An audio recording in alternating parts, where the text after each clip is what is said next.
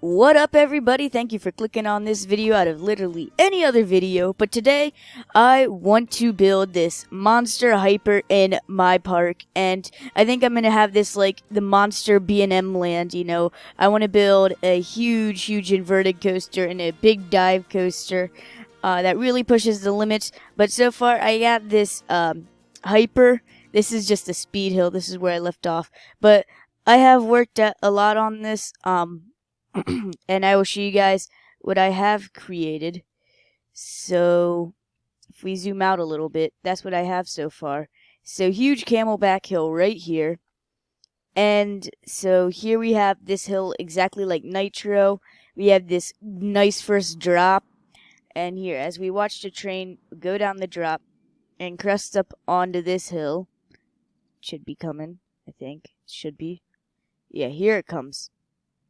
Alright, you come up onto here, and this is a lot like Nitro's first hill, but you're barely making it over this hill.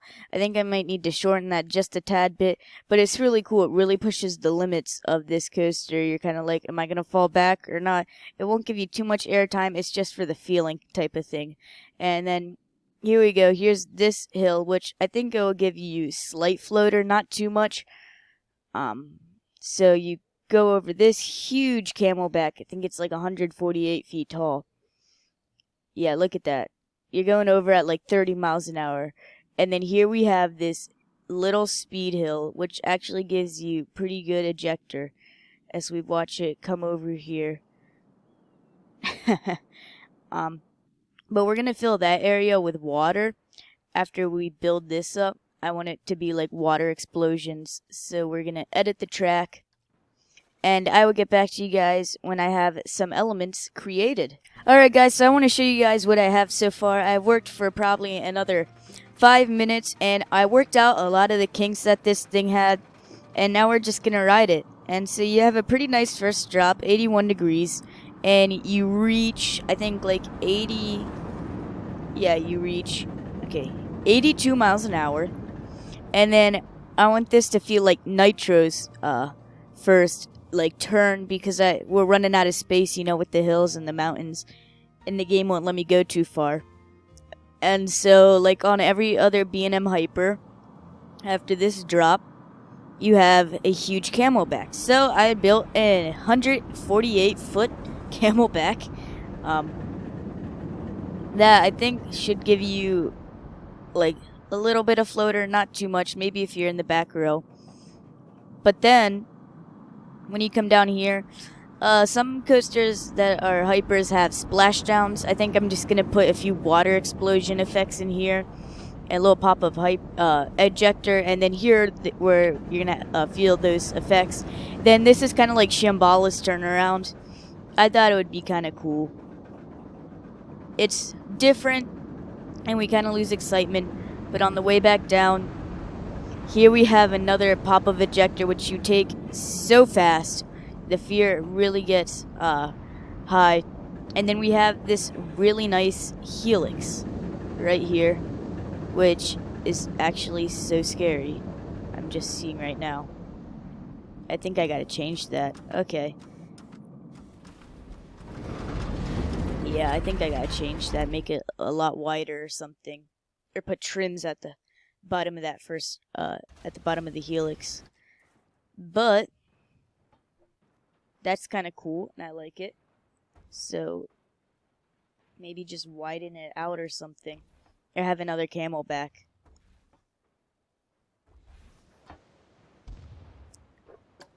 I'm thinking another camelback will work.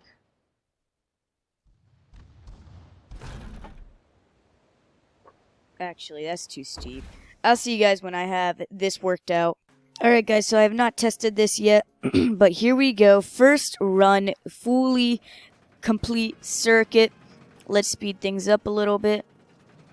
Oh, so 297 feet tall. That is borderline giga, but it is still a hyper, and I think it'll give some pretty good airtime. It has a few floater hills, but it has some ejector moments too, which is nice. And it does have some bank turns, so it's kind of like Mako at the end, a little bit. and it has those cool overbanks like on every hyper, and that's kind of like a cool head chopper, hand chopper type moment there.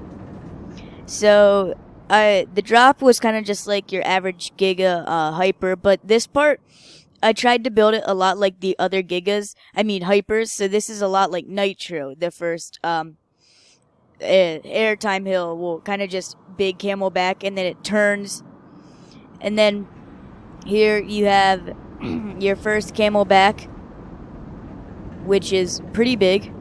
I think it's like 147 feet tall.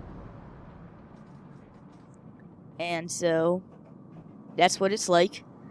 It'll give some pretty good airtime. Now here's going to be like the splashdown section. So coasters like Diamondback and Shambhala have this, and you get this little pop of ejector. And here's where all the water explosions will be going off. And then you have this turnaround, which is kind of like Shambhala's. And so that's kind of cool, like the Crazy 8 Helix turnaround type thing.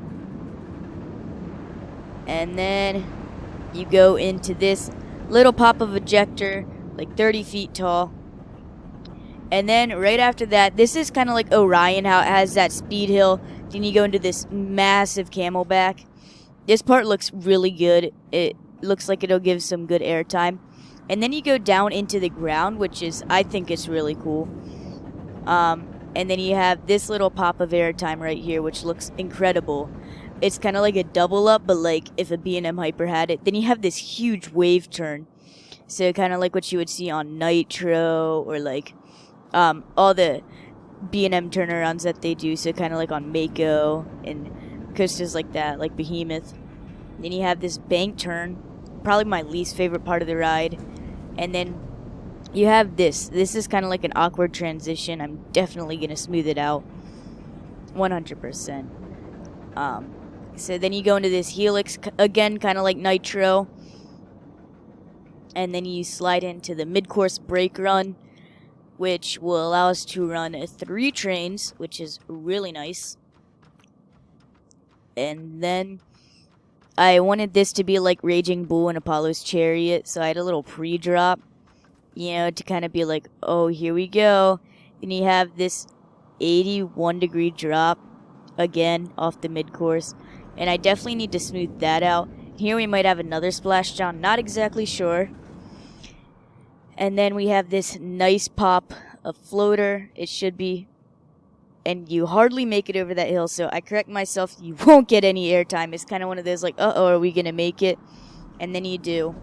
And another steep drop, I think that one's 75 degrees. And you go into this wave turn once again. Not almost making it. And then you go into this, a turn, which I had to smooth out. And then I think I might be putting water in here. And then it's a slight drift up into the brake run.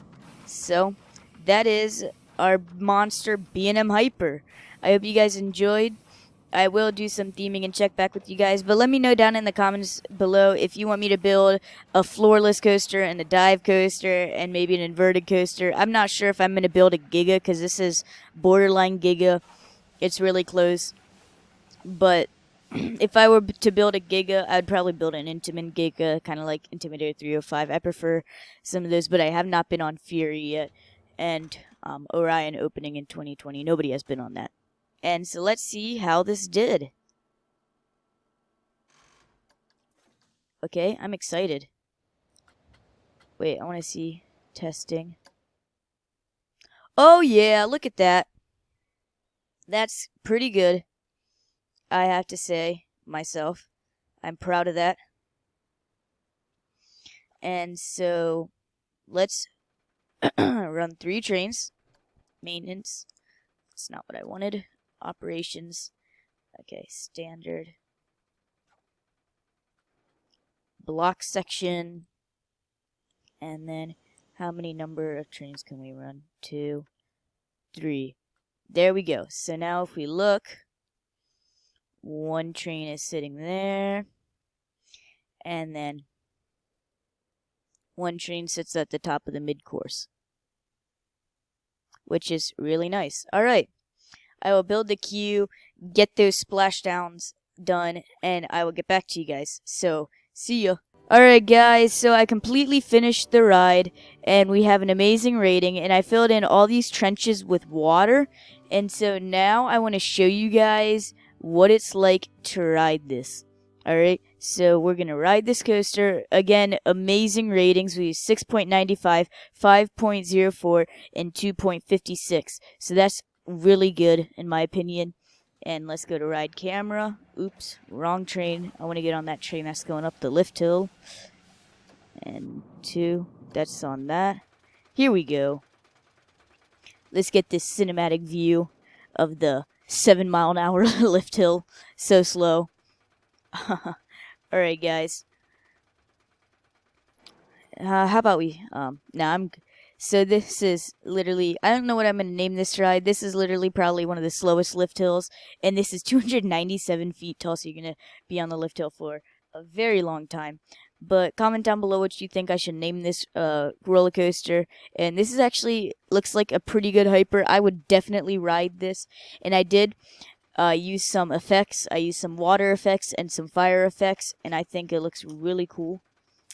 So here we go. Alright guys, we are almost at the top.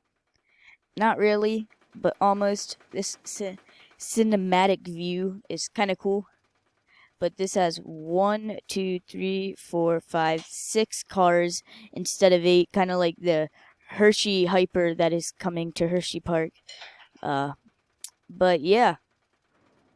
I hope that you guys enjoy. And here we are at the top. This is kind of cool. It has like Leviathan and Fury's color scheme like combined into one. Alright, so we have a nice first drop, like I said, of like 297 feet. That's how high we are, but it's like 230 feet how big this is because we don't go down all the way. 81-degree drop. It's like 83 miles an hour. And this is kind of cool. I lowered that just a tad bit so it didn't feel like you were completely slowing down. And it worked and it looks really cool. I'm really happy with how that turned out. And I did take out one section of track from when you guys saw last because I thought it was too long. But here's a really cool part. Here's where the effects kick in. And so, right here on this ejector hill, you get that water effect. And it shoots up in the air with the triggers as the train goes by. Then you have this Shambhala type turnaround, Crazy 8 Helix turnaround type thing. I don't know, I think people kind of lost interest on that part of the ride. But then you get this nice kick of ejector and fire effects, kind of like Bizarro, and those get pretty close to the train. And here is where I cut it out. I cut out that bank turn, and I have this twisted airtime hill, which is actually really cool. Then I have this thing which sprays up right beside you, but it really doesn't do anything. And that part's just kind of weird, but it's kind of cool. You know, it's kind of like an outer bank turn. And then you hit the mid-course. And this thing kind of slows you down, but then you also have something to make up for it. Like, this pre-drop kind of wanted to be like Apollo's Chariot and, yeah, Raging Bull. But down here we have this really cool splashdown, which will get you completely soaked if you're riding.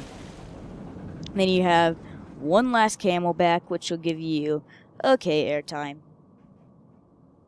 And you really slow down at the top, which really stinks because you could get some airtime.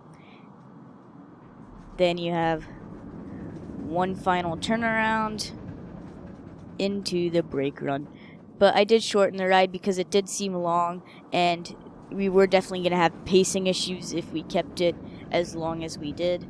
So there is our ride, and it's kind of cool because you're in trenches and stuff. But yeah, if you guys have a name, that would be cool. Comment down below what you think. Hit the final brake run. And here's the block section, which will allow another train to go. And really funny. I thought, why not make this an extremely long queue line? This probably is 1/4 the size of the park.